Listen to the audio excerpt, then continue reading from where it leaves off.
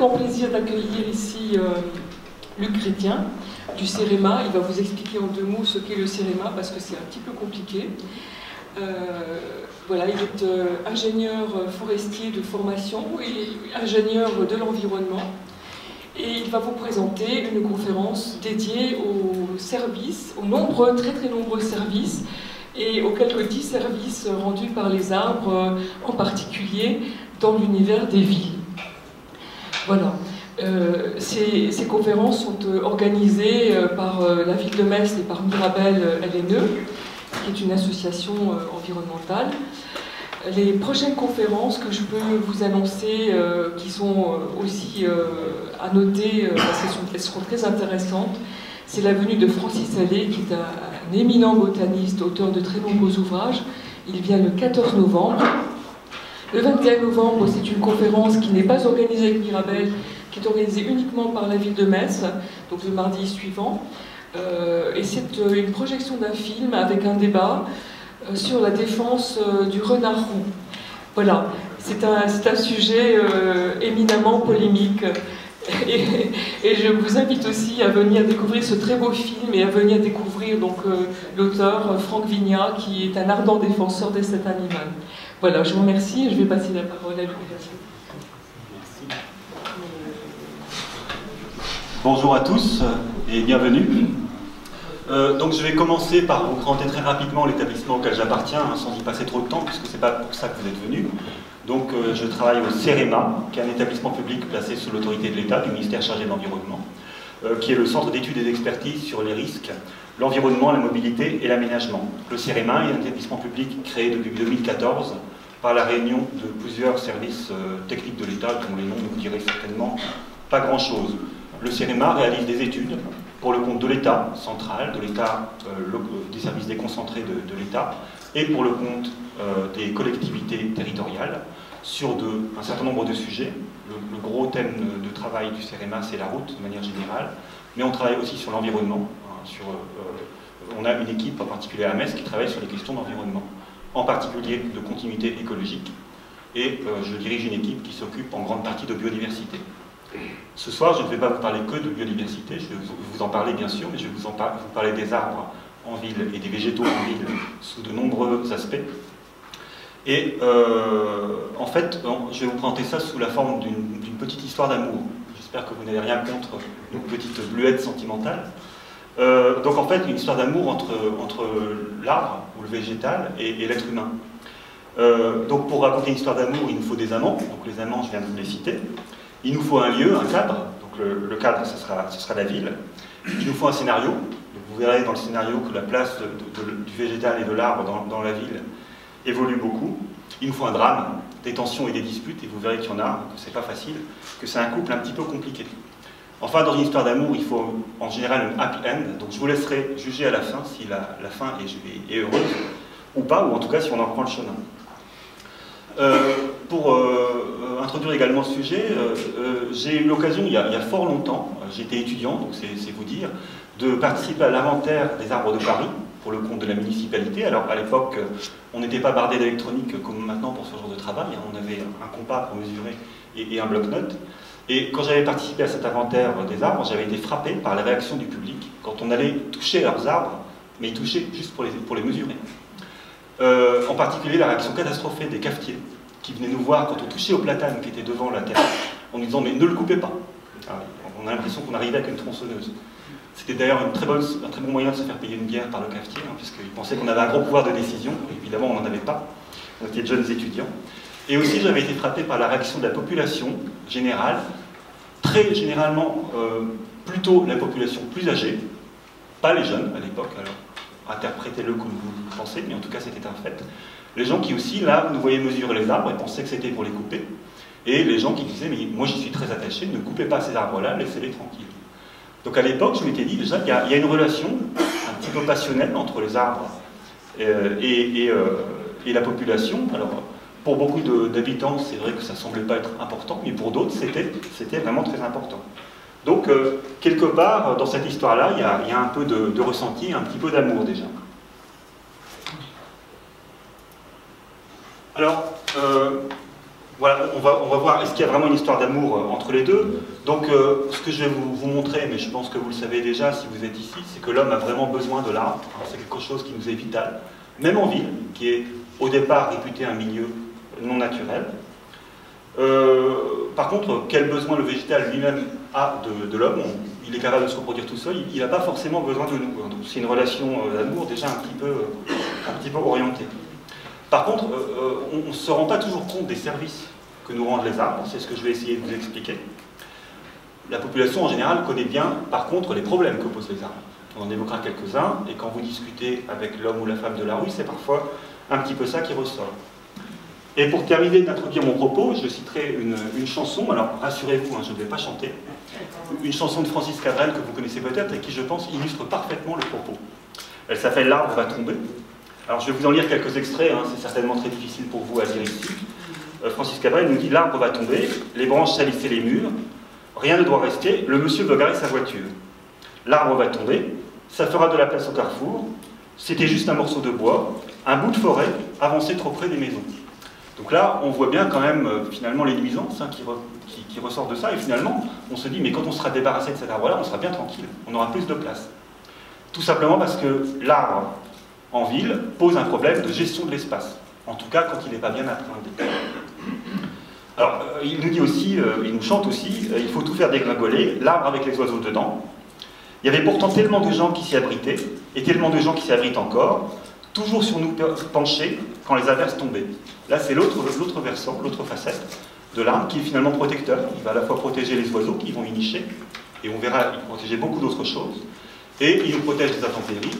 Il est penché sur nous, on sent son ombre protectrice finalement, et donc c'est un petit peu cette dualité que rencontre l'arbre dans le milieu urbain. Alors, je vais commencer par vous dresser un très rapide portrait de l'histoire du végétal dans la ville. Je ne suis pas historien, mais je vais tracer quelques grands traits. En fait, l'histoire de l'arbre dans la ville est tout simplement liée à la place disponible. Pendant la période médiévale, la ville était un espace clos, fortifié la plupart du temps. Donc il y avait très peu d'espace déjà pour les humains hein, qui étaient entassés. Hein. Si vous vous promenez dans une ruelle médiévale d'une ville, vous vous en rendez compte. Donc il y avait très peu de place pour les végétaux. Les végétaux avaient une fonction uniquement vivrière, donc des jardins. Quelques arbres qui avaient une fonction vivrière, mais ils prenaient de la place, hein, ils étaient plutôt à la campagne. Et quelques arbres symboliques aussi, qui pouvaient symboliser la place du village, qui pouvaient symboliser un lieu de justice, par exemple. On pense au chef de Saint-Louis, hein, s'il a vraiment existé. À la Renaissance, on a commencé à avoir une évolution de la situation, puisque avec l'apparition de l'artillerie et le développement de l'artillerie, les murailles sont devenues moins intéressantes, moins utiles. La ville a commencé à s'étendre un petit peu, et on a commencé à avoir des plantations d'arbres. Déjà à l'époque avec des motivations sanitaires. Il faut aussi mettre ça en parallèle avec l'état sanitaire des rues dans les villes médiévales ou de la période moderne.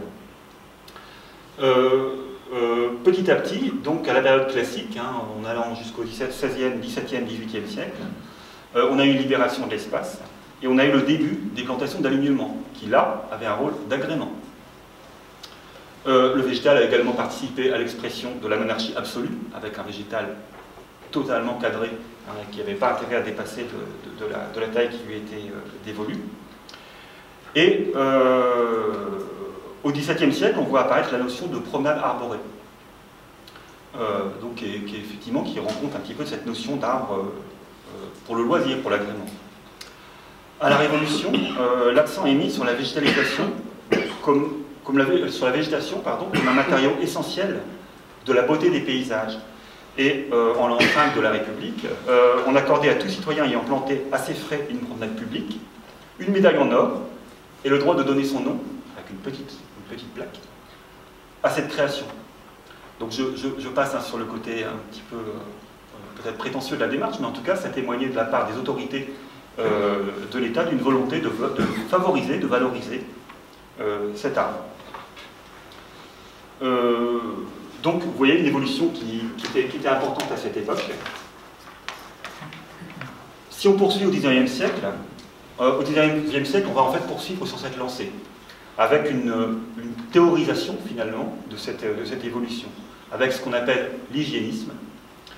L'hygiénisme, ça a consisté à mettre en œuvre des principes en faveur du bien-être des populations, ici via le végétal, avec un urbanisme un peu plus progressiste, donc qui défendait ses valeurs d'hygiène, un urbanisme également culturaliste, qui défendait des valeurs culturelles traditionnelles, parfois véhiculées par les arbres.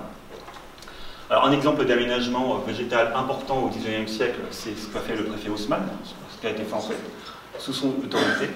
Et au XIXe siècle, à cette époque, les avenues parisiennes, les grandes avenues parisiennes, tracées quand même parfois dans la douleur sur le plan social, ont fait l'objet de la plantation de 100 000 arbres environ.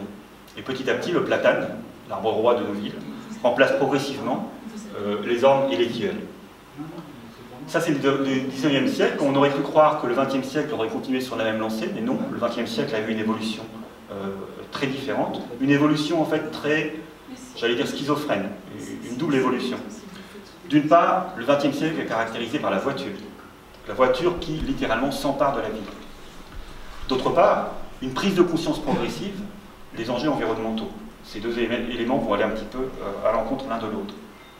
Donc l'automobile induit une nouvelle approche de la ville qui favorise le déplacement en donnant une place importante à la voiture. On élargit les rues, on réorganise, on abat évidemment un très grand nombre d'arbres et parfois on n'en replante pas parce que évidemment c'est parfois plus pratique de ne pas en avoir.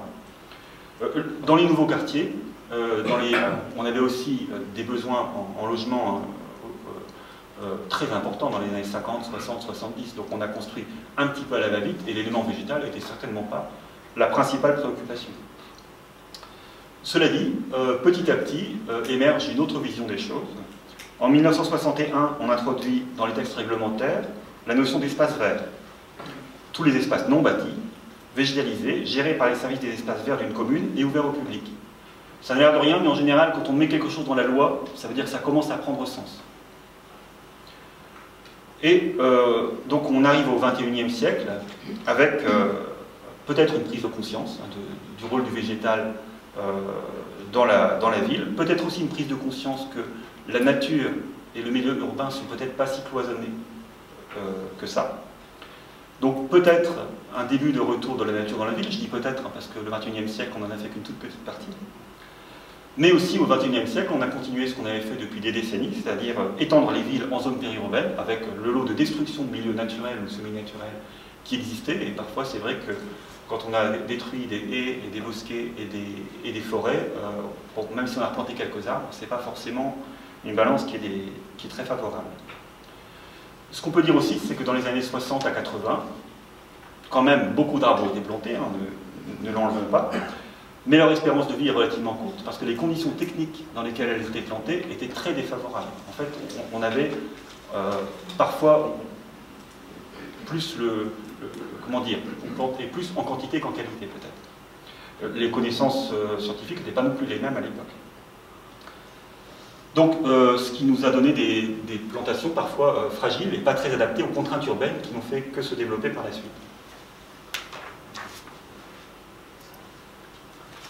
Alors, être un végétal en ville, c'est pas facile.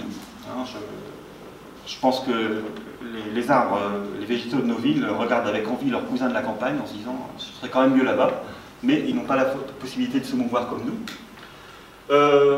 L'arbre fait face à des températures plus élevées, généralement plus élevées, souvent 2 degrés de plus qu'à la campagne, en particulier dans des épisodes de forte chaleur. Pour un arbre, ça n'est pas neutre. Une évaporation plus intense, avec la réverbération, par exemple, des bâtiments. Un ombrage qui est très variable, c'est-à-dire que beaucoup de végétaux sont en pleine lumière, mais certains sont complètement à l'ombre des bâtiments, donc on a rarement un juste milieu par rapport à ça.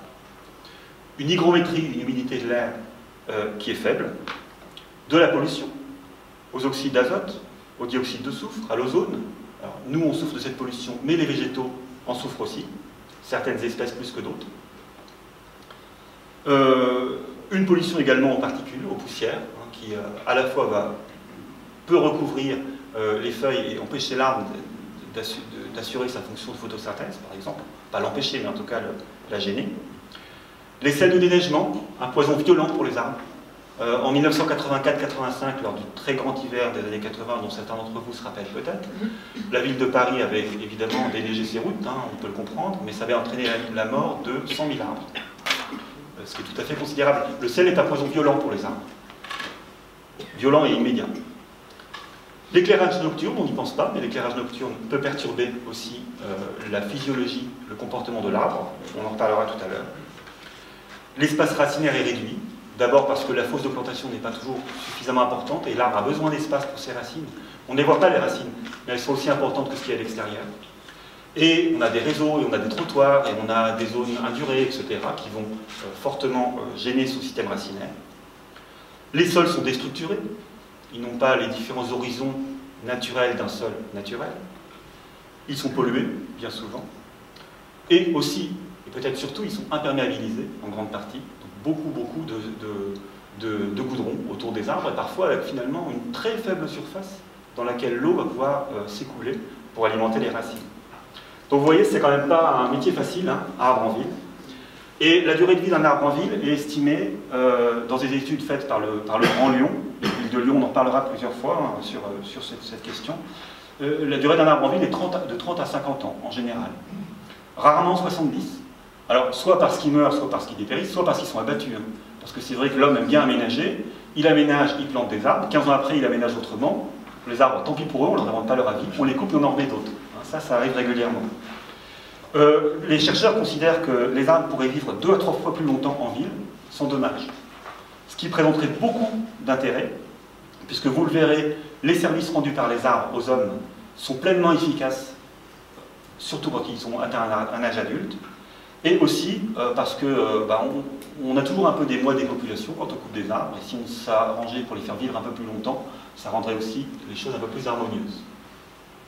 Permettez-moi de vous ajouter sur la liste, il y a un élément que vous avez oublié, c'est l'homme.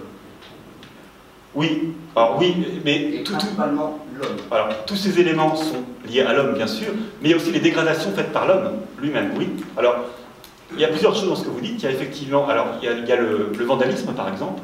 On voit beaucoup de petits sujets qui peuvent être cassés. Mais il y a aussi la taille. Vous pensez à la taille. Ça, on en reparlera. Alors, je ne l'ai pas cité parce que je ne voulais pas dresser un tableau trop noir, quand même, sinon. Mais c'est vrai que vous avez raison, c'est important. Ça fait partie du cortège des problèmes posés à l'arbre en ville. Et souvent, on va abattre un arbre parce qu'il a été trop taillé. Alors qu'en fait, on dit que c'est un arbre malade, mais c'est un arbre trop taillé. Vous avez tout à fait raison.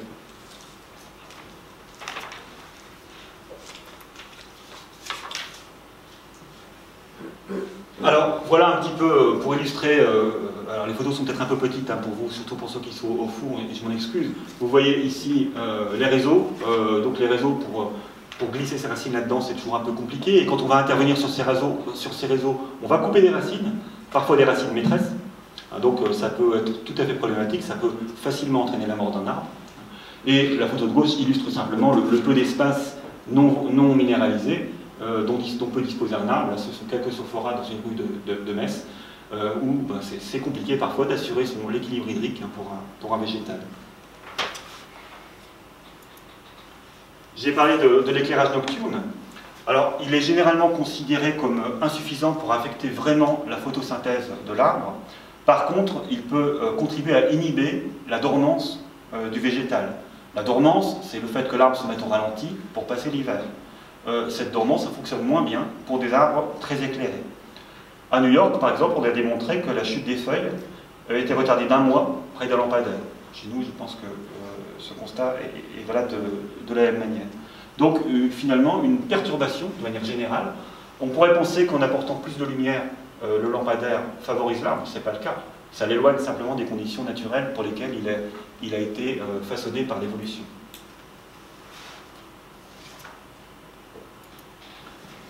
Alors, j'en viens maintenant au service que nous rend l'arbre. On utilise le terme un petit peu barbare peut-être de service écosystémique. Les services écosystémiques sont les biens et les services que les hommes peuvent tirer des écosystèmes, directement ou indirectement, pour assurer leur bien-être. On est là donc dans une vision très utilitariste des êtres vivants. Là, on s'intéresse à ce qu'ils nous apportent. On pourrait aussi s'intéresser à la valeur qu'ils ont en eux-mêmes d'un point de vue éthique. Ça nous emmènera un petit peu loin. Ce sujet-là, je ne l'aborde pas, même s'il le mériterait tout autant. On va parler ici de services rendus par les végétaux à l'homme. Alors, ces services, on les regroupe en 4 catégories. Il y a les services d'approvisionnement. C'est les plus faciles à comprendre. L'arbre produit. Il produit des fruits, il produit du bois, il produit diverses choses il produit des sapins de Noël par exemple, qui vont égayer vos salons, et il produit des choses, des objets, des matériaux, des substances, du latex ou je ne sais quoi, qui va être utilisé par l'homme. Le deuxième type de service, ce sont les services de régulation. L'arbre va aider à réguler quelque chose. Le service auquel on pense le plus naturellement, c'est la régulation des inondations, par exemple. Les végétaux vont intervenir dans cette régulation. Mais il y en a beaucoup d'autres. Régulation du climat, on en parlera aussi. Service de support, c'est-à-dire que l'arbre, le végétal, va servir de support au développement d'autres choses. C'est par exemple le support de biodiversité. La faune et une partie de la flore qui peuvent se développer dans nos villes reposent entièrement sur la végétation existante. Et des services culturels, c'est ceux auxquels on pense le plus facilement peut-être en ville, c'est l'arbre va par exemple égayer le paysage. Quelques exemples en images. Donc vous avez en haut à gauche ici un service d'approvisionnement, c'est un jardin partagé à Strasbourg. Donc là le végétal fournit un service tout à fait basique, je dirais. Service de régulation, donc diminution des débits des crues, des débits, régulation des crues, soutien à l'étiage. Le parc de la Chenot à Metz par exemple a une fonction dans ce domaine.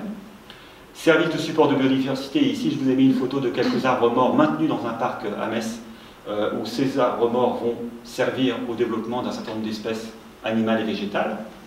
Et les services culturels, vous avez ici, alors on ne voit pas du tout, mais une haie automnale dans ses couleurs d'automne à Metz qui va contribuer à égayer le paysage urbain.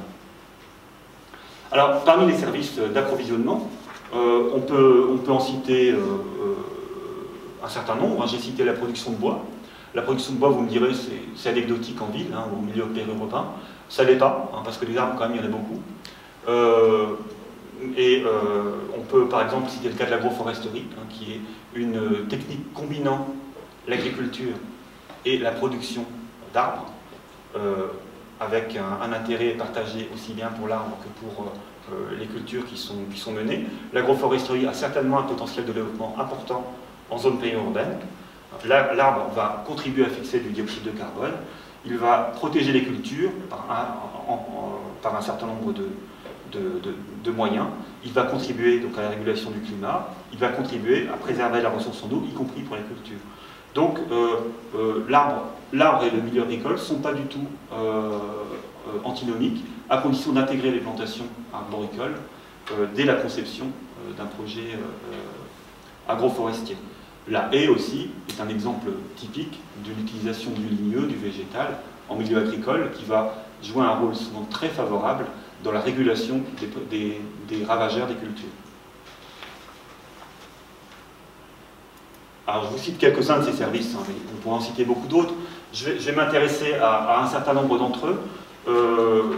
La liste, je répète, n'est pas exhaustive. Je ne vais même pas traiter en détail l'ensemble de ces services. La fixation des polluants, la régulation du climat global, la régulation du climat local, la contribution au paysage et au cadre de vie, la structuration ou la restauration des sols, le rôle de support de biodiversité, la contribution à la trame verte et bleue, à la continuité écologique, le rôle de protection faunique, le rôle de régulation des inondations et la protection contre le vent peuvent être cités. Alors, l'écosystème urbain, puisque le milieu urbain c'est un écosystème, hein, comme beaucoup d'autres, il est quand même assez particulier, puisque en particulier il n'est pas autonome, c'est-à-dire que les êtres vivants ont, pour une partie d'entre eux en tout cas, besoin d'être en relation avec des milieux extérieurs à la ville. C'est-à-dire qu'il y a un apport d'êtres vivants des milieux plus naturels vers la ville. C'est un écosystème déséquilibré, puisque on a, si on parle de services écosystémiques fournis par les végétaux, on a énormément de monde à satisfaire. Il y a beaucoup d'habitants dans une ville, dans un milieu urbain, et donc il y a un certain déséquilibre par rapport à ça. Et enfin, bien entendu, la ville est marquée par la prédominance de l'humain, et ça, la palisse n'aurait pas dit mieux. En conséquence, donc, les sols sont très perturbés. La biodiversité a une configuration particulière, elle est constituée d'espèces communes, elle est généralement peu abondante, elle laisse une large place à des espèces envahissantes.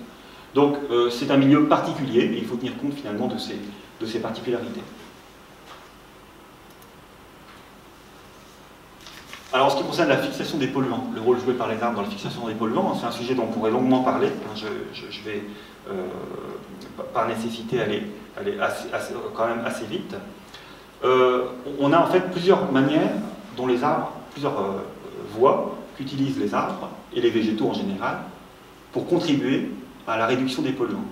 On l'a dit, la ville c'est un milieu pollué, l'air y est pollué, donc c'est quand même intéressant de savoir ce que les végétaux sont capables de faire pour nous aider. Eh bien en fait, les végétaux peuvent intervenir disons, de trois manières principales. D'abord en absorbant des polluants par leurs feuilles. Les feuilles des arbres sont de véritables usines chimiques qui sont dotées d'ouvertures sur l'extérieur, qu'on appelle les stomates, qui servent aux échanges gazeux. Donc il y a possibilité d'absorber un certain nombre de polluants via les stomates, les oxydes d'azote par exemple, l'ozone, le dioxyde de carbone bien sûr. D'autres polluants vont se fixer sur les arbres, en fait, sur la cuticule cireuse, sur la paroi externe, je dirais, de la feuille de l'arbre, en particulier certains composés organiques volatiles. Donc ça peut être très variable selon les espèces. Certaines espèces d'arbres vont avoir une capacité de fixation importante. Ça va dépendre d'un certain nombre de facteurs que je ne vais pas énumérer en détail ici, mais par exemple la surface foliaire, la surface totale des feuilles d'un arbre, évidemment va jouer un rôle. La manière dont est organisée la surface de l'arbre, de la feuille, suivant qu'elle est lisse ou qu'elle ne l'est pas, va également jouer un rôle de différentes manières. Ensuite, là on a parlé d'absorption. On va avoir possibilité de dépôt en surface d'un certain nombre d'éléments, et je pense en particulier aux particules fines. On parle beaucoup des particules fines actuellement, c'est une source de pollution pour la santé humaine qui est considérée comme très importante. Aux Pays-Bas, on considère qu'il y a 12 à 14 000 morts prématurées par an en raison des particules fines et de l'ozone. Alors je ne crois pas qu'il y ait que les Pays-Bas, en France ça doit être à peu près pareil, même si les Pays-Bas sont un pays particulièrement, avec une densité de population particulièrement élevée. Et donc ici les particules fines vont tout simplement se déposer sur les feuilles, c'est quelque chose qui est beaucoup plus mécanique. Là aussi, les espèces de végétaux sont très variables dans leur capacité à fixer des polluants. De manière générale, les résineux sont plus performants que les feuillus de ce point de vue. Mais il y a une très grande variabilité, aussi bien chez les feuillus que chez les résineux. Alors, une fois que ces particules fines sont déposées sur les feuilles, évidemment, elles peuvent être remobilisées par la pluie, par exemple, ou par le vent. Mais une fois si elles ruissellent au sol, évidemment, elles perdent beaucoup de leur pouvoir vis-à-vis de nos pauvres poumons. Donc, de manière générale, on considère que les arbres fixent entre 2 et 16 fois plus de polluants que la végétation basse, pas parce qu'ils sont plus efficaces en eux-mêmes, mais parce qu'ils ont plus de prise et sur une colonne d'air plus importante, en raison de leur hauteur en particulier. Et même, on a des expériences de mise en place de murs dépolluants à Lyon et dans d'autres villes de France et du monde. On a mis en place des murs végétalisés dont la vocation est de dépolluer l'atmosphère. Cet effet de lutte contre la pollution de l'air est très dépendant aussi de l'âge d'un arbre. Évidemment, un petit plant de 5 ans va avoir beaucoup moins d'effet qu'un arbre adulte. À New York, on a démontré qu'un arbre de 70 à 80 cm fixait 50 à 70 fois plus de polluants qu'un arbre tout jeune qui a 7 cm. Évidemment, on ne peut pas demander à un petit genou d'être aussi efficace qu'un adulte, entre nous. À Chicago, on a démontré que les arbres de la ville absorbaient environ 888 tonnes de polluants différents, dont 325 tonnes d'ozone et 300 de particules fines, qui là ne sont pas absorbées, qui sont déposées. Mais aussi donc, du monoxyde de carbone, du dioxyde de soufre et des oxydes d'azote. Donc c'est évidemment, si on le ramène à la quantité de polluants présents dans l'air, on ne peut pas dire que les arbres et les végétaux sont des aspirateurs à polluants. Ils ne nettoient pas intégralement. Mais ils y contribuent. Et ils y contribuent notablement. Et un chercheur américain, Novak, a comparé finalement la forêt urbaine comme une biotechnologie au service de l'environnement. Par contre, l'arbre, donc on dit depuis le début que c'est nos amis, mais ils sont quand même un petit peu aussi responsables de l'émission de polluants. En particulier, les composés organiques volatiles sont en partie émis par les arbres. 80% des composés organiques volatiles émis sur la planète le sont du fait de la végétation. Donc il y a un petit peu les deux aspects. Les végétaux vont émettre des COV, ils vont aussi en fixer. En général, d'ailleurs, ils en fixent plus que ce qu'ils émettent. Mais il ne faut pas perdre de vue aussi ce rôle de producteur, de polluant. Et là aussi, les espèces d'arbres ne sont pas du tout égales en la matière. Les bouleaux, les mahonias, les liquidambares, les platanes par exemple, les saules, les peupliers ou les chênes, les grands chênes ou les chênes verts et la plupart des conifères sont des émetteurs notables de COV. Alors vous pouvez quand même vous promener dans une rue où il y a ces arbres-là, il n'y a pas de problème, mais ils en émettent un peu plus que les autres.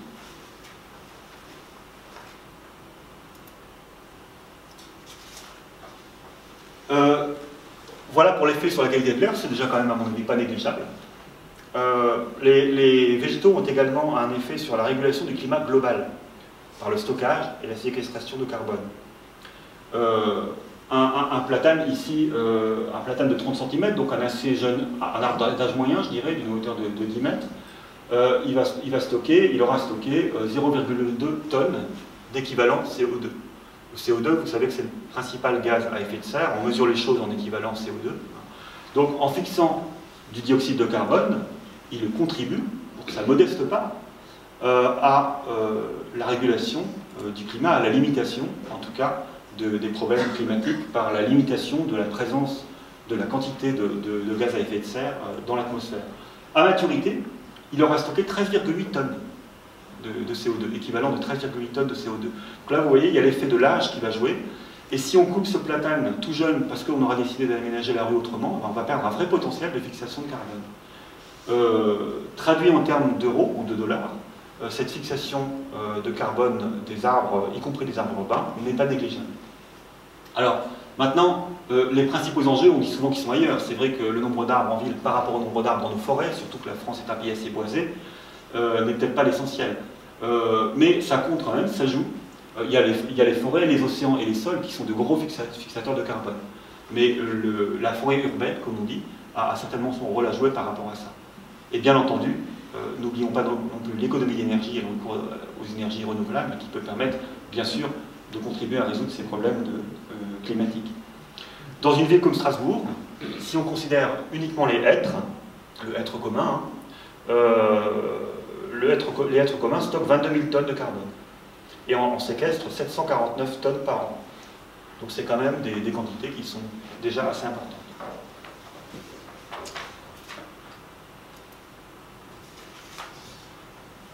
Plus près de nous, même si on est concerné évidemment de très près par le sujet que je viens d'évoquer, mais plus à l'échelle de la ville, le végétal va contribuer à réguler le climat local. Les arbres, mais pas seulement, aussi les végétations basses. Et il va le faire, bien sûr, on le sait tous, les arbres font de l'ombre, et on s'abrite à l'ombre des arbres en plein été. Le phénomène est un petit peu plus complexe que ça. Certes, le végétal va apporter de l'ombre.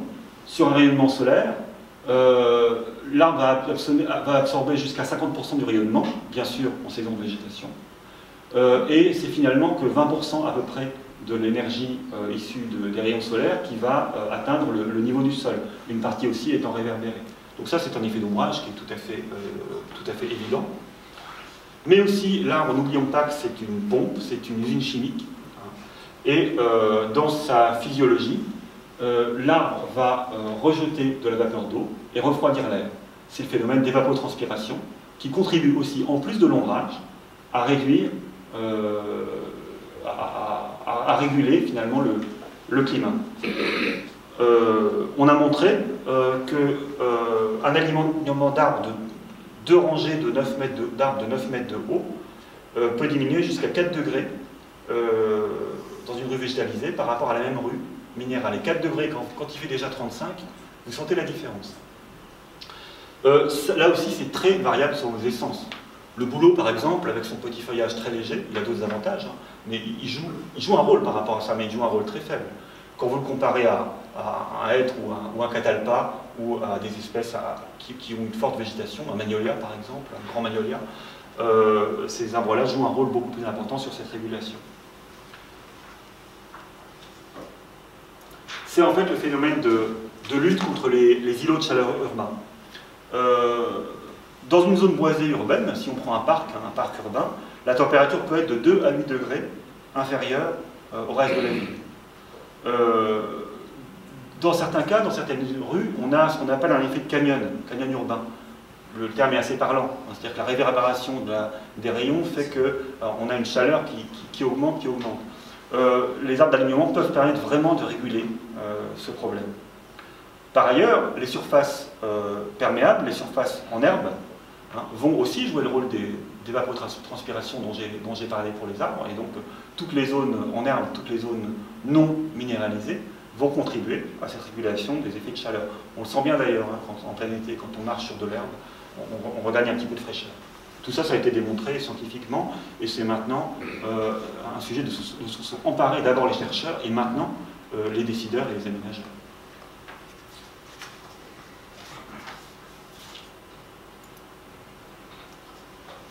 Je l'ai dit aussi, les végétaux vont jouer un rôle de support de biodiversité. Ils vont permettre à la biodiversité de s'exprimer en ville.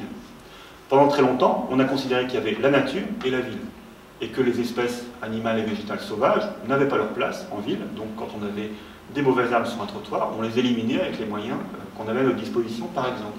Et on ne cherchait pas du tout à favoriser la biodiversité dans le milieu urbain. Les choses ont changé.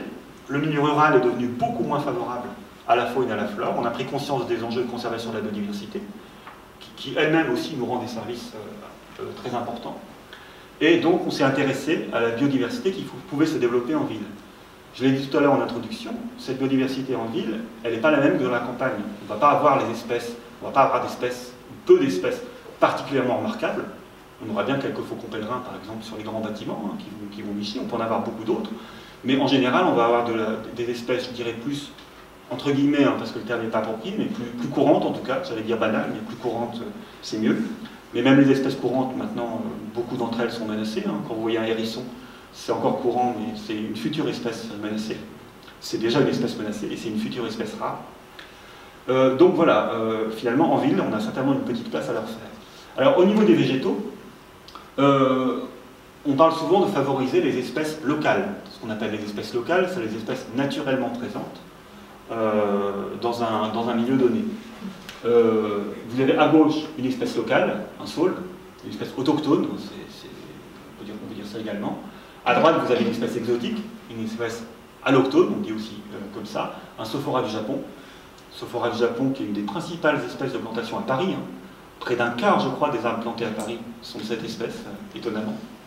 Bon, donc japonais, donc très exotique. Qu'est-ce qui va les différencier? Alors visuellement, ils sont aussi jolis l'un que l'autre, mais simplement le saule qui vit dans notre région, dans notre pays depuis extrêmement longtemps, a développé des relations avec beaucoup d'êtres vivants, en particulier des insectes, mais aussi des végétaux, ou même des parasites. Et il va vivre finalement, il va servir de support à l'expression de la vie de très nombreux êtres vivants. Ces êtres vivants vont eux-mêmes rentrer dans une chaîne alimentaire. Les insectes vont être prédatés par des oiseaux, par des chauves-souris, par beaucoup de choses. Bref, le saule, de manière générale, une espèce locale, une espèce autochtone, génère plus de biodiversité qu'une espèce exotique. C'est pas si simple que ça non plus. On va le voir à quelques autres exemples, puisque beaucoup d'espèces exotiques vont avoir un rôle très favorable en termes de biodiversité. Il ne faut pas être trop caricatural. Mais disons qu'une ville qui ne posséderait que des espèces exotiques, là, on perdrait des points par rapport à ce qu'on veut faire en matière de biodiversité.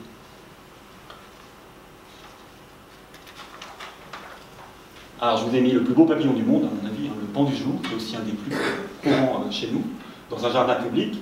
Donc, pour vous dire que les végétaux vont servir de source alimentaire, bien évidemment, les insectes vont se nourrir, vont utiliser les fleurs, les fruits vont également être utilisés, et toutes les parties des végétaux, finalement, vont être utilisées. La sève par des insectes piqueurs, les feuilles par des insectes qui vont les consommer, etc. Les végétaux vont servir aussi souvent de site de reproduction, où les oiseaux feraient-ils leur nid en ville, si ce n'était dans les arbres,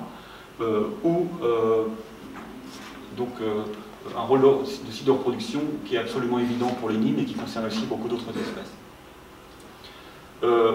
Entre parenthèses, une étude a été faite sur la ville de Zurich, qui, dans la ville, identifiait 1210 espèces de fougères et de plantes à fleurs, dans la ville de Zurich. ce qui correspond à 40% des espèces sauvages qui poussent en Suisse. Donc vous voyez que la ville, elle a beau apparaître comme ça, très minérale et très artificielle, les êtres vivants s'y sont insérés d'une manière très importante. En fait, ce qui caractérise la ville, c'est une alternance de milieux à très petite échelle. C'est-à-dire que vous allez avoir une bordure au trottoir avec un petit bout de goudron qui manque, hop, des êtres vivants vont s'y mettre. Vous allez avoir une anfractuosité dans un mur ou dans une construction, ça va pouvoir servir de gîte à des chauves-souris, par exemple. Donc on a une succession, un kaléidoscope de petits milieux. La difficulté ensuite, c'est de faire communiquer ces milieux entre eux, mais ça j'y viendrai.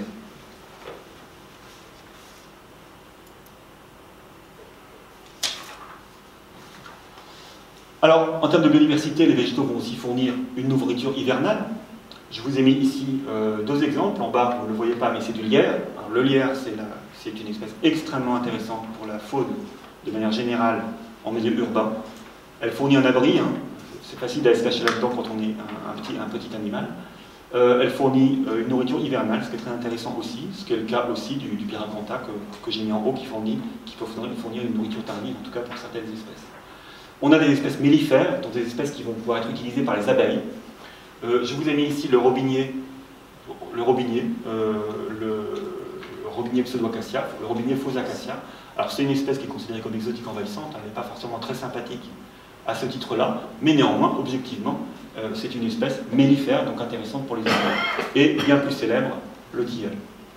Un petit aparté au sujet des abeilles, hein, on a tendance à favoriser les abeilles en ville, c'est une excellente chose, mais il faut toujours avoir en tête que l'abeille domestique n'est pas la seule abeille qui peut exister sur un territoire. Il y a beaucoup d'abeilles solitaires qui jouent un rôle très important en termes de pollinisation. Donc il faut trouver un équilibre entre le développement des abeilles domestiques et laisser une petite place aux abeilles solitaires, aux abeilles sauvages.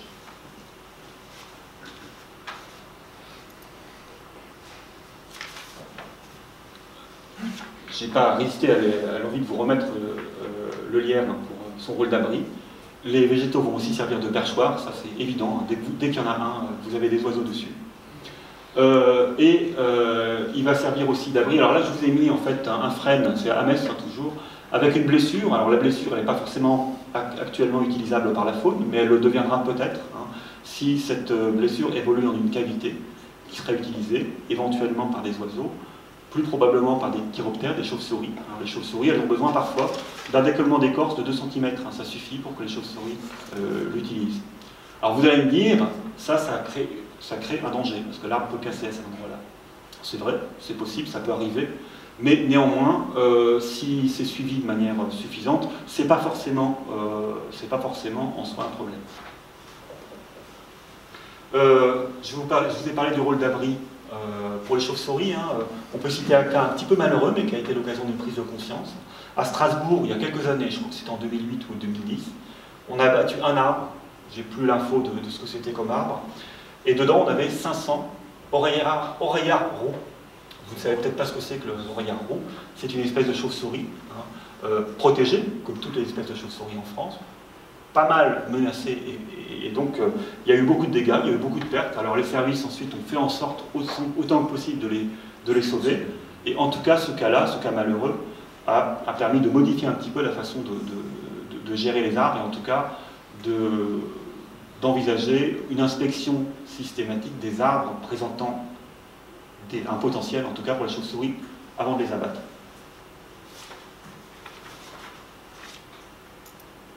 En termes de biodiversité, une notion un petit peu plus complexe, mais je vais essayer de ne pas être trop compliqué, c'est la notion de trame verte et bleue, ou de continuité écologique.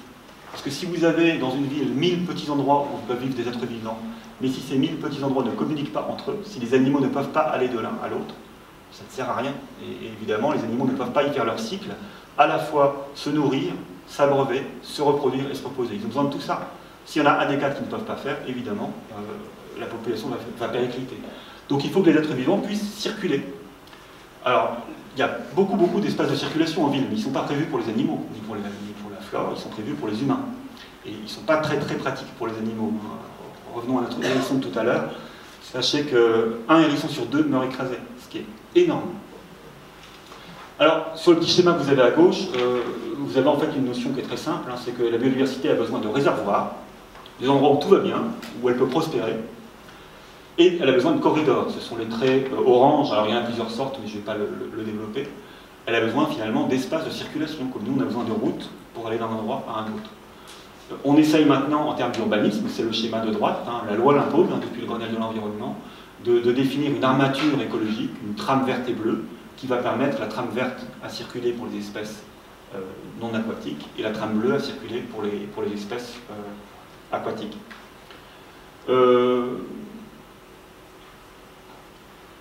La spécificité du milieu urbain, c'est que les corridors sont peu fonctionnels. Il n'y en a pas beaucoup. Hein. Il n'y a pas de haies, de grandes haies comme dans le milieu rural, beaucoup moins en tout cas. Ou alors elles sont fonctionnelles pour peu d'espèces. Un alignement d'arbres, il peut être intéressant pour les chauves-souris. Il le sera beaucoup moins pour les écureuils s'il a une route à traverser entre deux arbres. Les réservoirs de biodiversité sont soit situés à l'extérieur de la ville et donc vont l'alimenter, comme je l'ai dit tout à l'heure. Il y en a aussi en ville, mais ils sont plus rares. Hein. Ça peut être un parc, par exemple, ça peut être une zone humide, hein, ça peut être beaucoup de choses, mais c'est quand même plus rare. Les discontinuités sont très nombreuses, évidemment.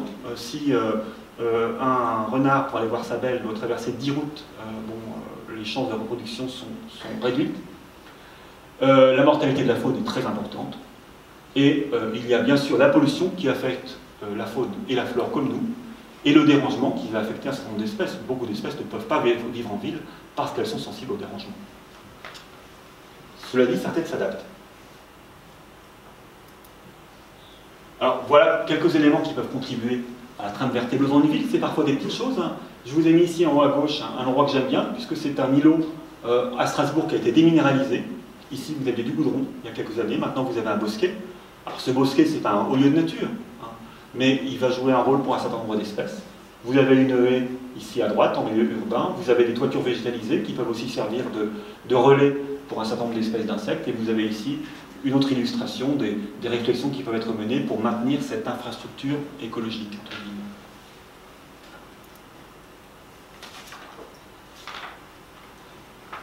En ce qui concerne les sols, donc on se rend compte depuis quelques décennies de l'importance que jouent les sols dans la préservation des milieux. Et les sols, on ne les voit pas. En tout cas, on ne voit pas ce qu'il y a dedans.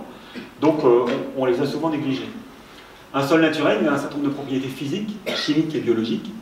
C'est un milieu vivant, c'est pas juste de la terre et des cailloux. Il y a beaucoup d'êtres vivants. Et en ville, il va subir un certain nombre d'outrages. Il va être compacté, parfois très fortement. Il va être imperméabilisé, goudron, béton ou autre. Il va être confiné, cloisonné en petites parties, fractionné. Il va être pollué, très souvent pollué, aux hydrocarbures ou à autre chose. Donc les propriétés physiques sont dégradées, ses propriétés chimiques sont dégradées, ses propriétés biologiques sont dégradées, bref, le sol est très généralement dégradé. On se rend compte que ce mauvais état des sols joue un rôle important dans le déclin de la fonction écologique qui peut être jouée par les villes. 80% des cas de dégradation de la végétation, de déclin de la végétation en ville, seraient imputables à la mauvaise qualité des sols. Ça a été étudié, encore une fois, par les Américains, mais je pense que c'est valable aussi chez nous. Il y a vraiment un lien direct entre la mauvaise qualité des sols et la mauvaise croissance des arbres en ville, que malheureusement on constate encore assez souvent. Les végétaux donc, vont subir les effets de ce sol dégradé, mais ils vont aussi pouvoir contribuer à sa restauration, en filtrant les eaux de surface, en limitant l'impact des pluies et l'érosion, en améliorant la rétention de l'eau du sol, aussi et surtout en améliorant les conditions physiques et chimiques du sol, en favorisant la microfaune du sol, la faune microscopique du sol, la flore microscopique du sol et le cortège d'insectes. Bon, bref, ils vont contribuer à restaurer de la vie dans ce sol. Pour qu'il puisse jouer ce rôle, il faut effectivement quand même qu'il y ait une qualité minimale de ce sol, ce qui n'est pas toujours le cas.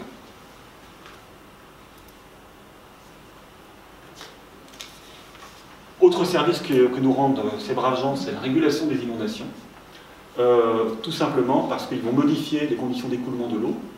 Sur un sol nu, la goutte de pluie tombe, elle va soit s'infiltrer dans le sol au mieux, soit ruisseler. Et c'est finalement l'irruption d'une grande quantité d'eau en un endroit donné qui va créer des problèmes d'inondation. En résumé. Les végétaux vont ralentir la végétation de plusieurs manières. D'abord, ils vont retenir de l'eau sur leur partie aérienne. Quand une goutte touche une feuille et qu'elle va ruisseler le long des brindilles, des branches puis du tronc, Les études là aussi ont montré que cette captation de l'eau n'est pas du tout négligeable. Ça va prendre du temps, ça va étaler finalement l'arrivée de l'eau sur le sol. Les végétaux vont ralentir le ruissellement, filtrer l'écoulement. Pour peu que vous ayez un petit peu de pente, des végétaux vont largement casser la vitesse de l'eau, en particulier dans les épisodes orageux. Les végétaux vont également limiter le ruissellement en favorisant l'infiltration. Le système racinaire des végétaux favorise l'infiltration. Et bien entendu, quand on a plus de surface végétalisée, on a moins de surface goudronnée ou bottonnée. Donc, en tant que tel, en permettant la mise à nu du sol, un espace végétalisé limite ce ruissellement. Enfin, en contribuant à l'amélioration de la qualité du sol, le végétal va contribuer à améliorer sa capacité de rétention en eau. Un sol en bonne santé, un sol en bon état retient beaucoup plus d'eau qu'un sol dégradé. Les végétaux ont leur rôle par rapport à ça.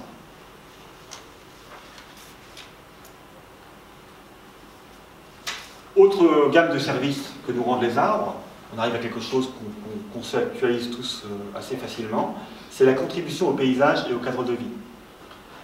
Le végétal a souvent, depuis longtemps, été utilisé comme ça, parfois uniquement comme un mobilier urbain, mais en tout cas avec une volonté de contribuer au paysage. Vous avez ici une vue du canal de Garonne, qui ne serait pas ce qu'il est sans ces alignements d'arbres. Vous avez, plus près de nous, un alignement d'érable à Metz. Alors un alignement d'arbres, comme il y en a beaucoup, mais qui va structurer finalement l'espace dans une rue, et qui va aussi structurer temporellement avec la beauté de sa végétation, de sa végétation d'automne. Donc là, le végétal contribue à structurer l'espace. Il va aussi contribuer au paysage et au cadre de vie en mettant en scène, en participant à la mise en scène du territoire.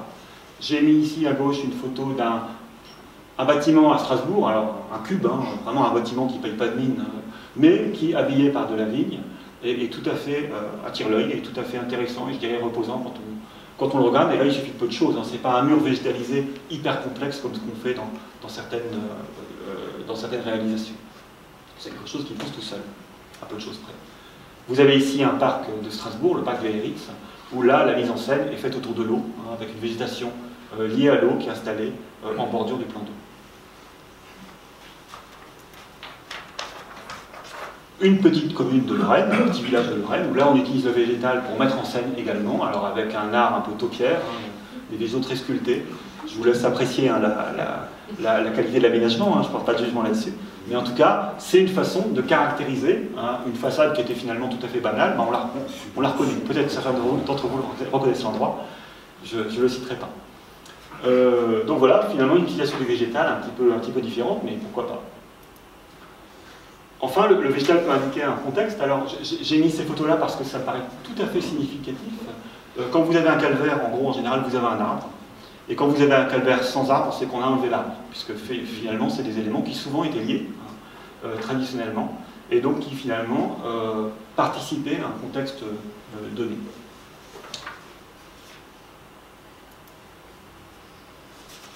Quelques autres éléments du végétal comme indicateur de contexte. Alors, en bas à gauche, vous ne voyez peut-être pas très bien, c'est un parking. Donc le végétal, il sert aussi finalement de signalisation et d'agrément, bien entendu. À ce sujet, la loi biodiversité de 2016 impose maintenant dans les nouvelles surfaces commerciales d'avoir soit une végétalisation des parkings, soit une utilisation des parkings pour la production d'énergie renouvelable, c'est-à-dire panneaux solaires. C'est quand même intéressant. On se dit que si on avait pris cette décision il y a 30 ans, ça serait quand même intéressant, vu toutes les surfaces commerciales qu'on a faites, mais il n'est jamais trop tard pour bien faire. En haut à gauche, vous avez un arbre qui est peut-être assez banal, mais c'est un arbre penché, c'est rue Jacques Demy à Paris dans le 14e. J'aime bien cette photo parce que finalement, l'arbre ici marque l'endroit, c'est-à-dire que les gens qui vont travailler et qui passent par là, ils se disent, ben voilà, quand je suis à l'arbre penché, je suis à 5 minutes de mon travail. Ça indique un endroit qui est banal, qui ressemble à tous les autres carrefours de Paris, mais quand on passe là, on sait que c'est cet endroit-là. Et très souvent, le végétal va jouer ce rôle-là. Vous avez la place, à droite, la place centrale d'un petit village. Essayons d'imaginer cette place centrale sans cet arbre. On verra que l'arbre marque en fait le contexte. Il marque qu'on est au centre du village. C'est le cœur du village finalement cet arbre. Il est encore jeune. Quand il aura 50 ans de plus, s'il les atteint, ça deviendra vraiment le cœur du village. Il manque quelques bancs en dessous pour profiter de l'ombre. Alors, d'autres services qui sont rendus par l'arbre, je ne vais pas les détailler, je vais juste les évoquer. L'arbre joue un rôle de protection contre le vent. hébrisement, par exemple, ou simplement une protection de confort autour d'un jardin. Et l'arbre joue également un rôle de protection phonique. Alors ce rôle, il est un petit peu à relativiser quand même, parce que l'écran végétal pour arrêter les sons n'est pas aussi efficace que ce qu'on pourrait penser, et en tout cas n'a pas l'effet d'un mur anti-bruit ou d'un talus. Les arbres y contribuent un petit peu, mais c'est souvent plus un effet psychologique lié à l'absence de visibilité de la nuisance. Quand vous avez une rangée d'arbres entre la route et vous, vous entendez moins les voitures parce que vous les voyez moins. Alors ce rôle, il n'est pas nul quand même, il existe, hein, mais il est à relativiser. Alors, tout va bien maintenant, tout va bien puisque jusqu'ici les arbres sont nos amis, hein, mais on se rend compte qu'ils sont quand même un petit peu sournois, puisque bon, ils jouent des rôles quand même négatifs. C'est ce qu'on appelle les services négatifs, ou les disservices. Disservices en un mot. Il y en a quelques-uns. J'ai déjà cité les composés organiques volatiles, qui sont émis par l'arbre. Alors là, il va en fixer aussi. Et on peut citer surtout l'effet allergène des arbres, ce qui est un véritable problème. L'arbre d'ailleurs peut aussi, le pollen peut aussi se déposer sur les feuilles des arbres, mais évidemment ils en produisent plus qu'ils en arrêtent, sinon ça ne servirait à rien d'en produire. Et là, les espèces d'arbres ne sont pas du tout égales entre elles. Hein. Certaines sont très allergènes, c'est-à-dire qu'elles produisent beaucoup d'allergènes, d'autres le sont très peu. Hein. Au premier rang des coupables, on va mettre le bouleau qui est une espèce très allergène. Certains cyprès, mais pas tous, par exemple. Donc on pourrait en faire la liste, c'est un phénomène qui est très très bien connu. Ce phénomène, il est lié à plusieurs choses. D'abord, le caractère urticant, pas urticant, le caractère allergisant du pollen en lui-même, ils sont plus ou moins allergènes. Il y a la quantité produite, certaines espèces produisent beaucoup plus de pollen que d'autres. Il y a le climat aussi, qui fait que certaines espèces vont finalement en produire plus dans certains climats et moins dans d'autres, donc c'est un phénomène qui est un petit peu compliqué, mais qui est quand même bien connu. Alors quand on fait la liste comme ça des espèces allergènes, décidément, ça ne veut pas dire que ces espèces-là, il ne faut plus les utiliser. Les spécialistes de la question nous disent qu'il faut surtout éviter dans un milieu urbain que plus de 10% des arbres soient d'une espèce donnée, en particulier d'une espèce allergisante. Voilà, si on met des bouleaux partout, on va avoir des problèmes. Si on en met un petit peu, ben, ça fait aussi partie de la diversité. Ces bouleaux vont jouer beaucoup d'autres rôles. Ils vont jouer un rôle paysager important, ils vont jouer un rôle très, très favorable en termes de biodiversité. Donc beaucoup de choses favorables, et quand même le côté allergène à peut-être à prendre en compte selon le contexte. Qu'est-ce que je voulais ajouter là-dessus? Voilà, on peut citer d'autres services négatifs, hein, comme par exemple le caractère toxique. Hein. L'IF est très toxique. Cela dit, les cas d'intoxication avec des arbres urbains sont quand même assez rares. Excusez-moi, j'interviens. Oui, je vous en prie. J'interviens parce que j'ai récemment abattu un IF dans une cour d'école, parce que la directrice refusait d'enseigner aux enfants la dangerosité de l'arbre. L'arbre, il a 100 ans, j'ai trouvé ça lamentable. Par la flemme d'enseigner à des enfants de ne pas croquer la graine, il m'a battu un arbre. Oui, vous avez tout à fait raison, hein. C'était un petit peu résumé hein, ce que je disais. Les arbres, les végétaux peuvent être toxiques, hein. Il y en a d'autres exemples, hein. Le laurier rose, cities et même le fusain. Cela dit, on va rarement manger du fusain. Hein. Les cas d'intoxication sont quand même extrêmement rares, il faut bien le reconnaître. Le risque, il existe, mais comme vous le dites, ça passe aussi par l'éducation. Maintenant, dans un contexte de cours d'école, on a peut-être voulu blinder hein, la sécurisation de l'établissement. Je ne sais pas, je ne connais pas le contexte précisément.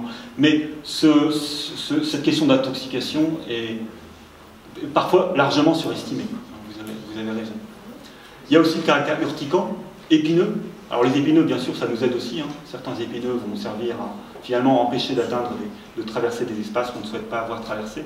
Il y avait une question? Oui, je voudrais dire qu'on pourrait prendre aussi en compte il y a des feuilles qui ne se détruisent pas. On met des arbres et les feuilles restent très longtemps avant de faire de l'humus. Vous pensez au platane? Oui, alors le platane, effectivement, il y a des feuilles qui restent. Hein. Le bouleau, par contre, il a des feuilles qui disparaissent très vite. Oui, les espèces ne sont pas les mêmes de ce point de vue-là. Pour les d'espace vert et tout, je trouve qu'on devrait penser à tout ça. On passe un temps fou à ramasser les feuilles de platane, on ferait mieux de planter autre chose. Alors oui, ce que vous dites est vrai, mais ce qui ne veut pas dire non plus qu'il ne faut pas mettre de platane, parce que ces arbres ils sont très intéressants dans de nombreux contextes. Ils sont longévifs, hein, ils sont intéressants d'un point de vue de la biodiversité, paysagèrement ils sont intéressants, et culturellement ils sont vraiment les arbres liés à l'espace urbain. Donc peut-être évidemment, là c'est toujours pareil, si on en met partout, on va passer notre vie à ramasser des feuilles. Il se trouve qu'on a beaucoup de platanes dans nos villes. Peut-être qu'on pourrait en avoir un petit peu moins, à vous d'en juger et aux aménageurs d'en juger. Mais ce qu'il faut surtout, quand on évoque ces différents services ou problèmes posés par les arbres, chacun apporte des choses et pose des problèmes. Donc il faut essayer d'en avoir une vision équilibrée. Peut-être un peu moins de platanes, vous avez peut-être raison. Mais si on met moins de platanes et plus de boulot, on va avoir plus de rhume des foins au printemps. Vous voyez, donc tout ça c'est un équilibre à trouver.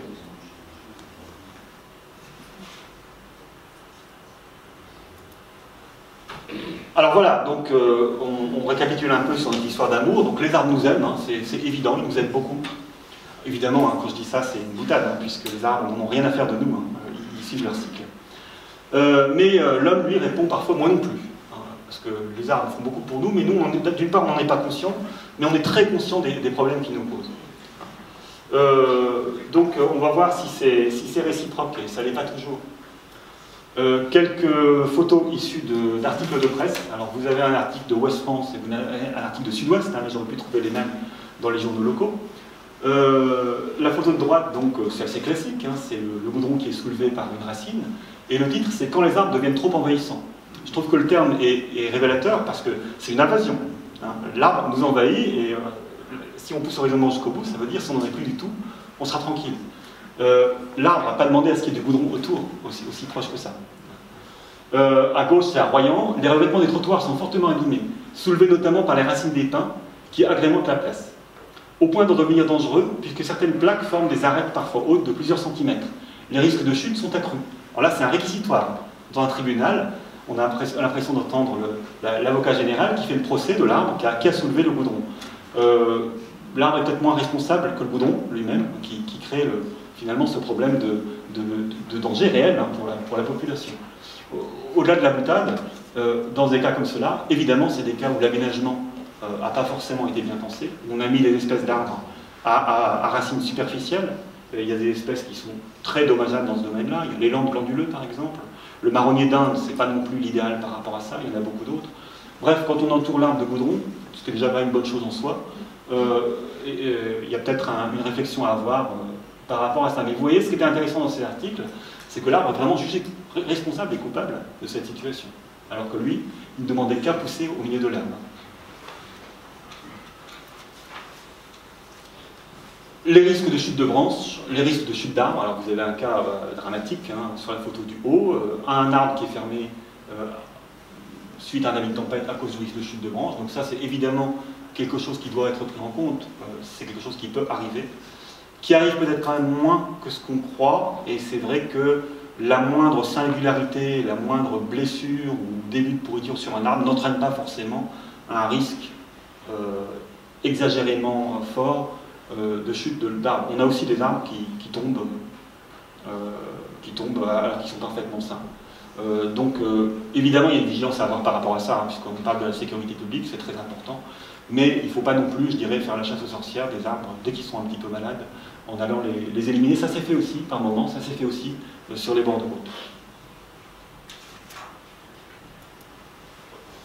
Alors, moins grave, mais l'arbre entraîne d'autres petits inconvénients. Par exemple, une fructification qui peut entraîner des dommages. Quand vous vous garez sous un marronnier à la mauvaise saison, vous risquez de vous retrouver avec une voiture un petit peu grêlée, hein, quand c'est un grand arbre. J'ai connu ça près de chez moi, pas moi-même, mais un de mes voisins qui disait que c'était finalement là aussi la faute de l'arbre. Le dépôt de miela issu de l'activité des insectes sous les tilleuls, c'est bien connu aussi. Vous revenez, votre voiture est toute collante et vous vous dites, mais s'il n'y avait pas le tilleul, finalement, ça serait pas plus mal. Parfois aussi, les arbres vont obturer une vue depuis une fenêtre ou empêcher la lumière de venir. Ça peut être vu comme une nuisance. Parfois, là aussi, on n'a pas forcément mis l'arbre où il fallait, ou on n'a pas forcément choisi l'espèce qui était adaptée. Quand vous mettez des très grands arbres, à très gros feuillage, des platanes par exemple, dans une petite rue qui n'a peut-être pas beaucoup de lumière par ailleurs, ça peut éventuellement être un problème. C'est une question d'aménagement finalement.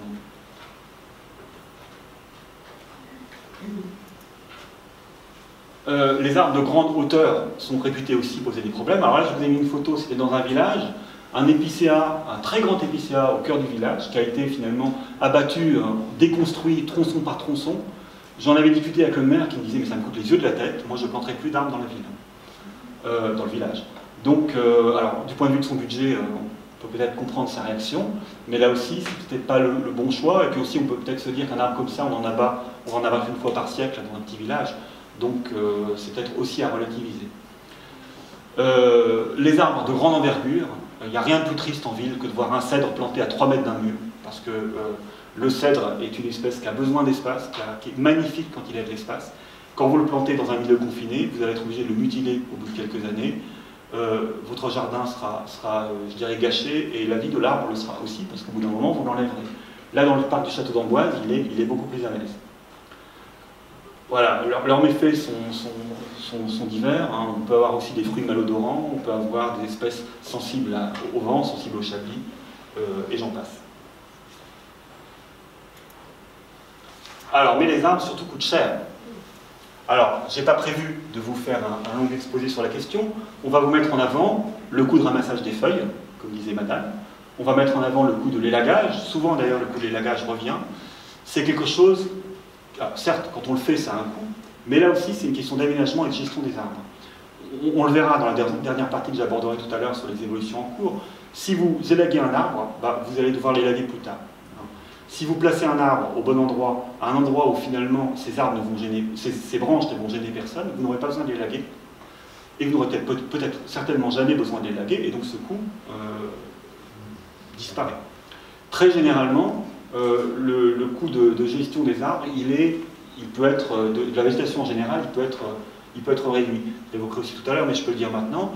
Quand vous plantez des arbustes dans un bac ou un petit espace, si vous plantez des arbustes avec une végétation très dynamique, ils vont partir de tous les côtés, vous allez devoir les tailler souvent. Si vous les plantez judicieusement au bon endroit, si vous choisissez bien les espèces, vous aurez besoin de les tailler beaucoup plus rarement, voire pas du tout. Évidemment, ça diminue très nettement le coût. Donc cette question du coût, elle n'est pas forcément, c'est pas forcément, à mon avis, un argument toujours valable. Parce que les arbres, par ailleurs, les végétaux, créent de la richesse. Alors le petit graphique que je vous ai mis, il est difficilement lisible, mais en gros, une étude menée en 2012 a permis de rassembler en fait 66 études mondiales sur la valeur d'un bien immobilier en fonction de la proximité d'un espace végétalisé. C'est ce qu'on appelle la méthode des prix hédoniques. Je ne rentre pas dans le détail, sur des études qui couvrent 40 années. On se rend compte que l'effet positif de l'arbre, l'effet positif des végétaux, il est très net sur la valeur du bien quand on en est très proche, et il diminue évidemment quand on s'en éloigne, mais il n'est jamais négligeable. Les gens qui ont mené l'étude ont poussé le raisonnement jusqu'à étudier aussi les nuisances de l'espace végétalisé. Alors nuisances en termes de entre guillemets, mauvaise fréquentation, en termes de bruit, etc. Mais ces nuisances sont en général, alors elles contribuent à baisser le prix, mais elles le baissent la valeur, mais elles le baissent dans des conditions qui ne sont pas du tout celles de l'augmentation liée à la présence du végétal. Donc voilà une production de richesse qui est liée à la présence de végétaux. Les végétaux contribuent aussi à notre santé.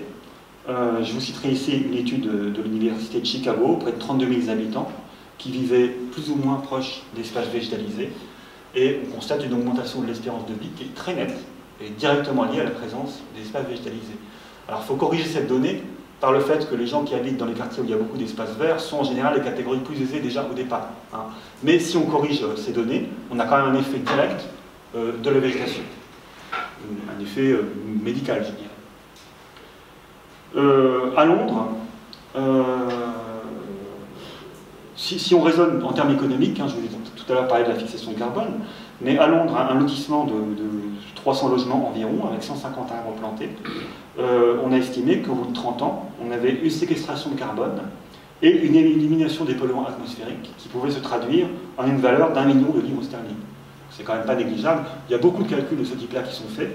Les services rendus par la nature en général, les services écosystémiques, c'est compliqué de les chiffrer parce que c'est des services rendus gratuitement. Pardon. C'est des services qui sont rendus gratuitement par la nature. Tout ce qui est gratuit n'a pas de valeur, mais si on calcule un petit peu la valeur que ça a, c'est tout à fait considérable. Le meilleur exemple qu'on a, c'est dans les régions du monde où les abeilles se portent très mal, quand la pollinisation se fait manuellement, ça représente un coût qui est extrêmement élevé. Donc ça, c'est une façon de donner une valeur finalement à ces services.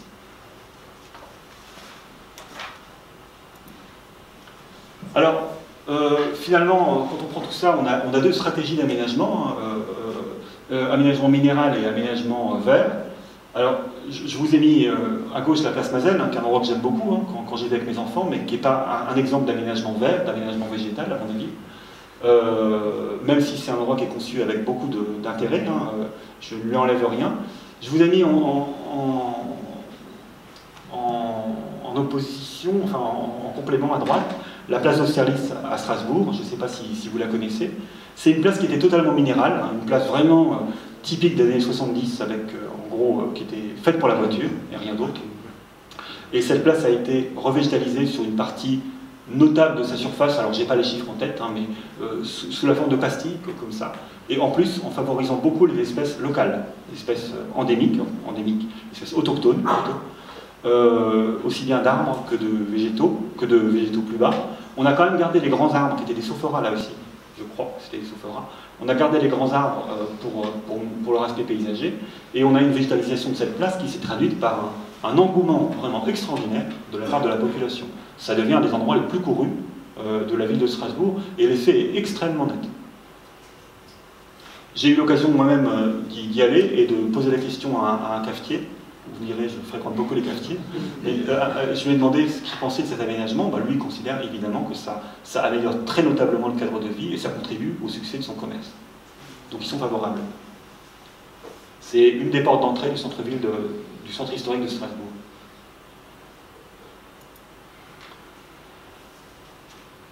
Alors, on en vient maintenant à une nouvelle dynamique qui est peut-être en train de se mettre en place pour la gestion du végétal en ville.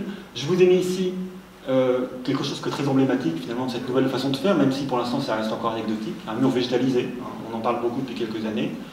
Ça peut être très joli, il y a aussi des exemples un peu moins jolis, ça peut être assez technique, assez complexe. Moi personnellement je suis plus favorable aux lierres ou à la vigne vierge qui pousse le long d'un mur, c'est beaucoup moins coûteux, et ça peut être tout aussi joli. L'exemple que je vous ai montré tout à l'heure de la vigne vierge est emblématique de ce point de vue. Bref, enfin, je ne dis pas de mal de ces murs végétalisés qui peuvent être aussi de magnifiques réussites architecturales et même artistiques, et qui contribuent aussi à faire revenir la nature en ville.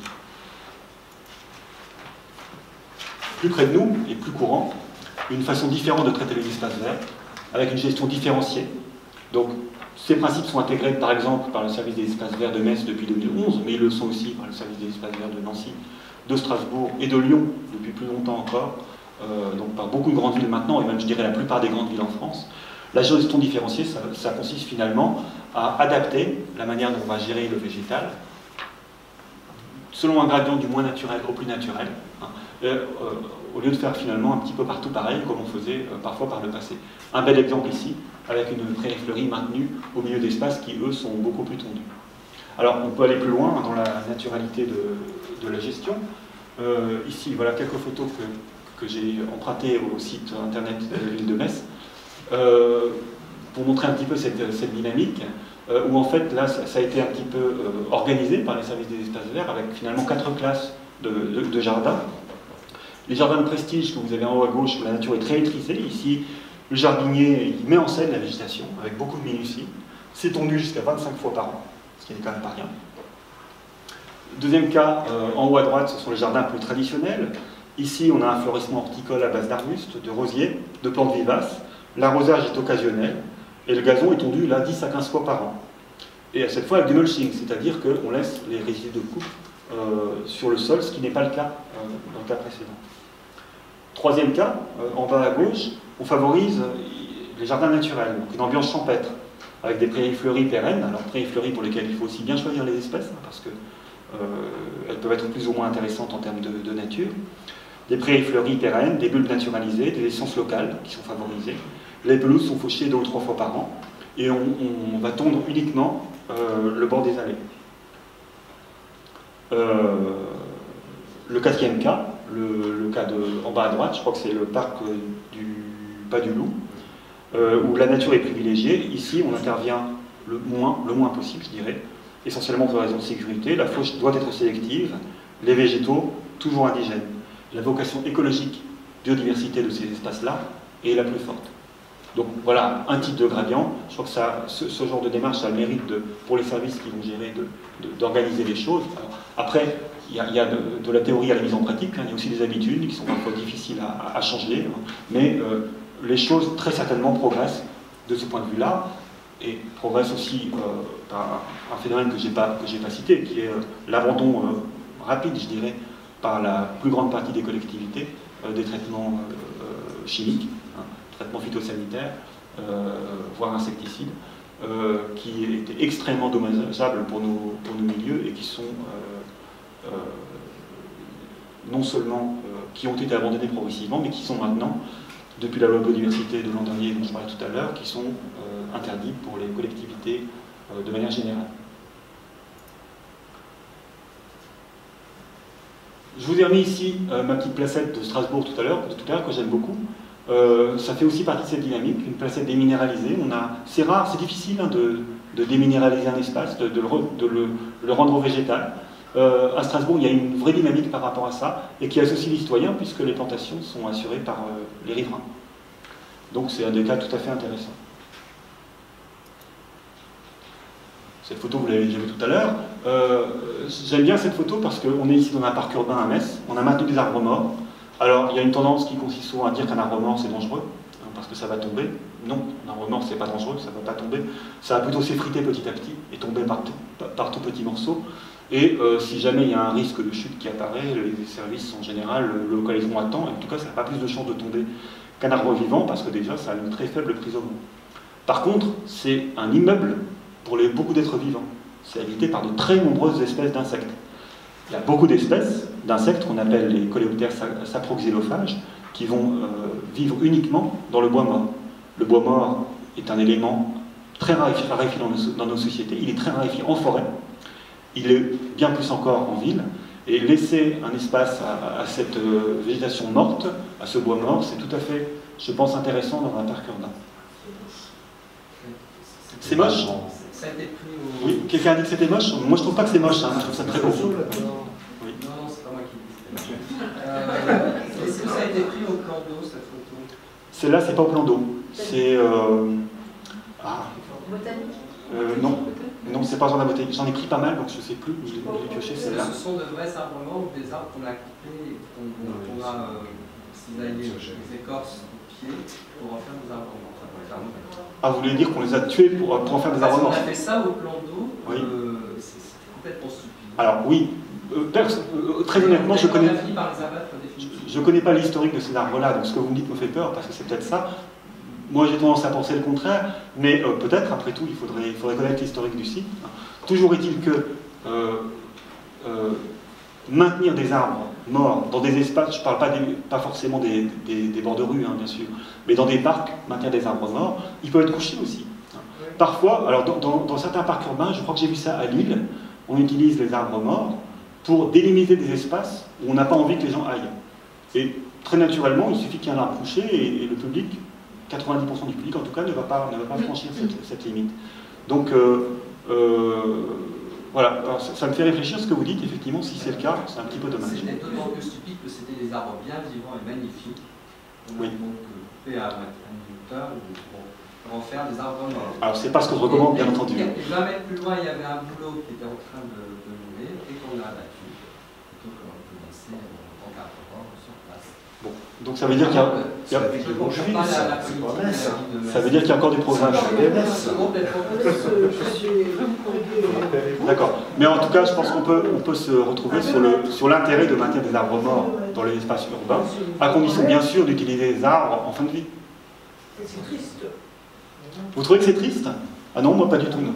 Vous savez, moi je suis forestier, hein, et quand je vois des arbres morts en forêt... Ça, c'est pas des vrais arbres morts, ça, c'est des arbres qu'on a coupés. Si vous le dites, je ne sais pas. Bon, peut-être qu'ils étaient très dépérissants. Oui, très dépérissants. Voilà, maintenant, encore une fois, je n'en connais pas l'historique.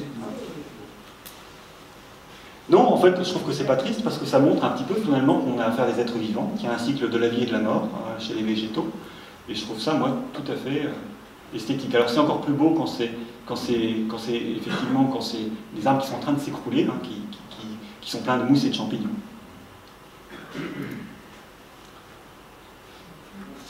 Alors, un autre élément d'intégration du digital dans la ville, c'est de maintenir des arbres quand on aménage un territoire dans lequel il y en a déjà. On a vu combien de projets dans lesquels on avait une friche de 20, 30, 50 ans, où on avait beaucoup d'arbres, et on a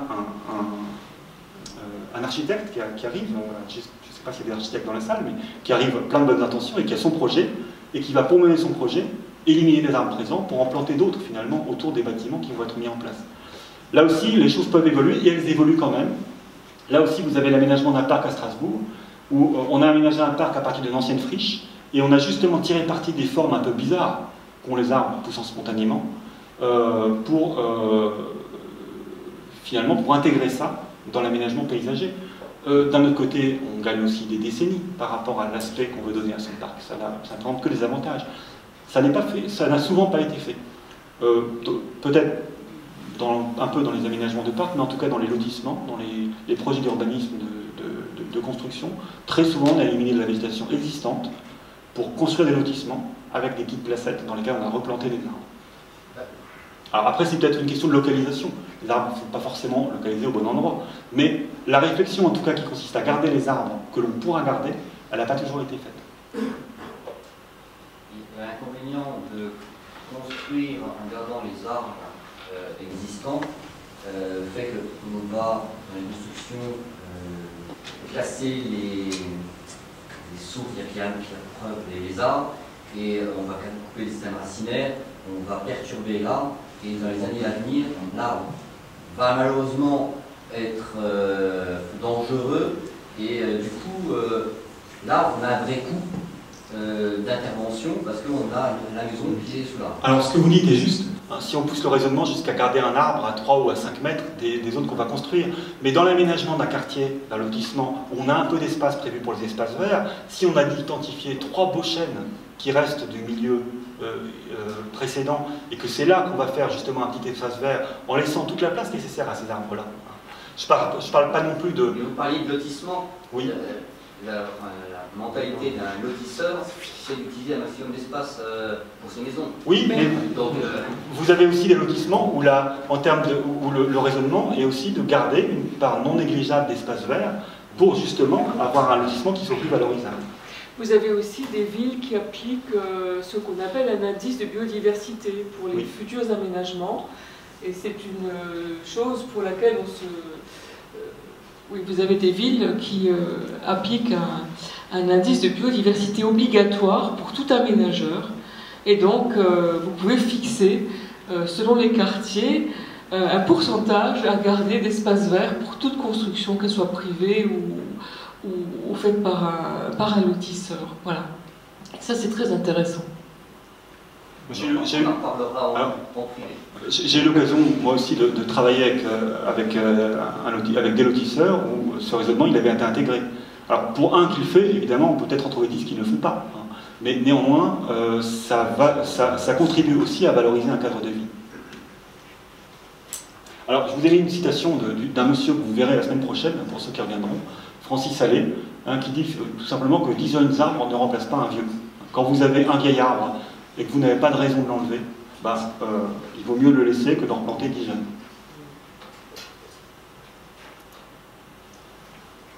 Alors, on l'a dit déjà tout à l'heure, la nouvelle dynamique, c'est peut-être aussi de limiter l'intervention sur les végétaux, en choisissant judicieusement les espèces qu'on va planter et l'endroit où on va les planter, en évitant les interventions inutiles, on en a parlé à plusieurs reprises, éviter d'élaguer quand ce n'est pas nécessaire, ou en tout cas mettre les végétaux en position pour qu'il n'y ait pas forcément besoin de le faire et on n'aura pas besoin de le refaire. Donc réduire l'élagage au strict nécessaire, comme je viens de le dire.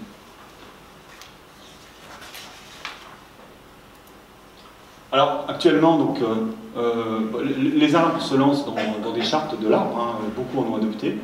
La première, celle qui a fait date, je dirais que c'est celle de Lyon, alors, je crois que c'est celle de Bauche, hein, qui est assez poussé, qui va assez loin. Et c'est vrai que la ville de Lyon est allée très loin et depuis plus longtemps peut-être que les autres villes de France dans ce domaine. Vous avez la même démarche sur Metz et Nancy que je vous ai mise ici. Ce sont des documents qui déclinent des principes de gestion favorable à l'arbre. C'est un petit peu tout ce que j'ai évoqué depuis tout à l'heure. Et en particulier des contraintes, des considérations très techniques parfois, mais qui sont tout à fait importantes, comme par exemple des fausses de plantation suffisantes. Quand je vous parlais des plantations des années 60, 70, 80, c'est souvent ça qui faisait défaut. Gérer l'espace en mettant le bon végétal au bon endroit, limiter, voire supprimer les élagages, etc. Par ailleurs, dans nos villes, actuellement, même si on ressent vraiment ce mouvement favorable, on a toujours aussi des pressions d'aménagement. L'arbre reste vu par certains aménageurs comme prenant de la place, là je vous rejoins, comme prenant de la place, comme étant coûteux. Donc on a toujours finalement cette dualité, toujours ces deux visions du végétal en ville qui sont à l'œuvre. Voilà, donc bon, je termine sur un sourire, avec ce végétal-là qui a l'air très confiant dans l'avenir. Donc finalement, notre histoire d'amour, est-ce qu'elle se termine bien? Donc on a vu que l'arbre faisait beaucoup de choses pour nous, donc il nous aime, entre guillemets. Nous, on est un peu mi-figue, mi-raisin, on commence à être conscient de ce qu'il fait pour nous, mais pas tellement, on a aussi beaucoup de choses à lui reprocher, et ça dans un couple, c'est pas forcément très bon. On a vu qu'il y a des forces antagonistes qui sont à l'œuvre, il y a des forces, je dirais, qui combattent finalement la présence et la bonne santé du végétal en ville. Il y a aussi une dynamique très positive qui est à l'œuvre. Donc est-ce que notre petite histoire d'amour ira vers un happy end? Je pense qu'on peut tous le souhaiter. Je me rends compte que j'ai été un peu plus long que prévu, donc je vous remercie beaucoup pour votre patience et je vous remercie pour votre attention.